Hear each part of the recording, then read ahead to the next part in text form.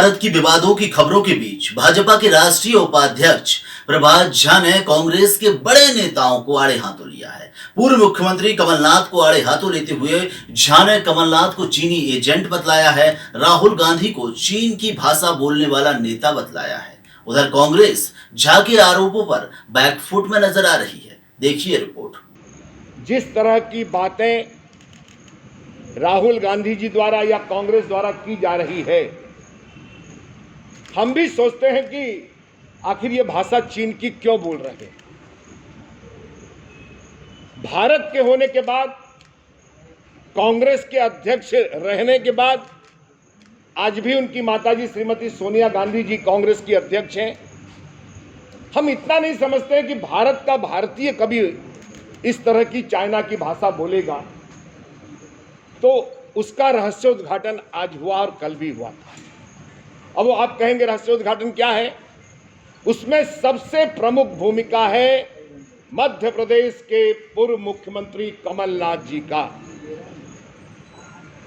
कमलनाथ जी को अगर मैं अपनी भाषा में कहूं कि वो चीन के एजेंट बनकर वाणिज्य मंत्री के रूप में काम कर रहे थे, तो मुझे कोई दुख नहीं होगा। आप कहेंगे कैसे?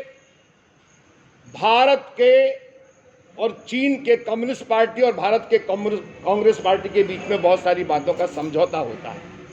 और समझौता कैसा होता है कि जो भारत में बहुत सरलता से जो चीजें उपलब्ध हैं, ऐसे उपलब्ध चीजों के होने के बाद भी उसको आयातित करना, ऐसे 250 चीजों का आयात करना, और उस पर आयात शुल्क अगर 100-200% है, हम उसको और घटाकर कम करना और उसके लाभ के पैसे से आर्थिक रूप से जो अवैध पैसा आया उसको कांग्रेस की मदद करना और राजीव गांधी फाउंडेशन में देना, ये नेशनल क्राइम है। और इसका एकमात्र जिम्मेदार व्यक्ति है उस समय के वाणिज्य मंत्री, जो रिकॉर्ड पर है, रिकॉर्ड पर।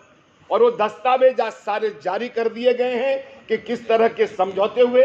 एक उदाहरण देता हूं, बांस बहुत प्रचुर मात्रा में पाया जाता है भारत में। अब उस पर आयातित शुल्क बहुत था तो उसको घटाकर 10% कर दिया गया। ऐसे ही आयातित शुल्क जिस पर ज्यादा थे उसको घटाकर बहुत 40% तक ले आया गया। आखिर ये क्यों था? ये जो चीन भक्ति है, ये राष्ट्र भक्ति के आगे घुटने टेकने वाली है। और इसलिए हमने संदेह व्यक्त किया है कि इसका खुलासा होना चाहिए और कमलनाथ जी को जवाब देना चाहिए कि वो भारत के नागरिक हैं या भारत के भारतीय हैं या चीन के एजेंट हैं। इसका जवाब उनको देना पड़ेगा, नहीं तो ये गांव-गांव और गली-गली में देश के फैलाया जाएगा, बताया जाएगा कि कांग्रेस के राहुल गांधी जी चीन की भाषा क्यों बोल रहे हैं, दूतावास में जाकर क्या-क्या बातें करते हैं, राजीव गांधी के फाउंडेशन में कितने पैसे आते हैं, क्यों आते हैं। और इसका सूत्रधार दुर्भाग्य से हमारे मध्य प्रदेश के पूर्व मुख्यमंत्री निकले हैं। यही बात मुझे आपसे कहनी। प्रभात झा एक बड़ा बेबुनियाद और बचकाना आरोप लगा रहे हैं कि कमलनाथ जी चीन के एजेंट है। अब प्रभात झा की मानसिक स्थिति हम समझ सकते हैं। पार्टी ने उनको राज्यसभा का दावेदार भी नहीं बनाया, उम्मीदवार भी नहीं बनाया, और उनकी वजह दल बदल कर आज ज्योतिरादित्य सिंधिया को बना दिया, जो उनके कट्टर विरोधी हैं। अब आज तक एक पार्षद का, सरपंच का चुनाव तो जीत नहीं पाए, अब 10 बार के चुनाव जीते हुए सांसद का चुनाव जीते कमलनाथ जी के ऊपर आरोप लगा रहे हैं। यह तो वैसे हुआ जैसे सूरज के ऊपर थूकने के समान हुआ। प्रभात झा जी, पहले इस बात की सच्चाई समझ लें। आप कमलनाथ जी जब वाणिज्य मंत्री था तब के आरोप लगा रहे, वर्षों पुराने। आप तो अभी की सच्चाई जान लें। यदि चीन का कोई वास्तविक एजेंट है तो वो शिवराज जी हैं, नरेंद्र मोदी जी हैं। आप देखें कि वर्ष 2011 में सितंबर में क्यों चीन की यात्रा करी थी शिवराज जी ने निवेश को लेके। बात करें तो 19 जून से 23 जून 2016 5 दिवसीय यात्रा 11 लोगों के प्रतिनिधि मंडल के साथ करी थी और चीन की बड़ी तारीफ करी थी और निवेश के लेके हाथ फैलाए थे। क्यों 2-2 बार चीन की यात्रा पे गए शिवराज जी? क्यों चीन को लेकर उनका 26 जून का ट्वीट पढ़ लें 2016 का, जिसके अंदर वो चीन की कम्युनिस्ट पार्टी की तुलना भाजपा से कर रहे। तो पहले ये सब बातें देख लें। और नरेंद्र मोदी मुख्यमंत्री गुजरात के थे जब 4 बार चीन गए, प्रधानमंत्री बनने के बाद 5 बार गए, झूला झुलाते हैं चीन के प्रधानमंत्री को, तो चीन का एजेंट कौन हुआ समझा जा सकता है। अरे कांग्रेस पे आरोप लगाने से पहले अपने गिरेबा में झांके, और जिनके घर शीशे के होते हुए दूसरों के घर पत्थर नहीं मारा करते।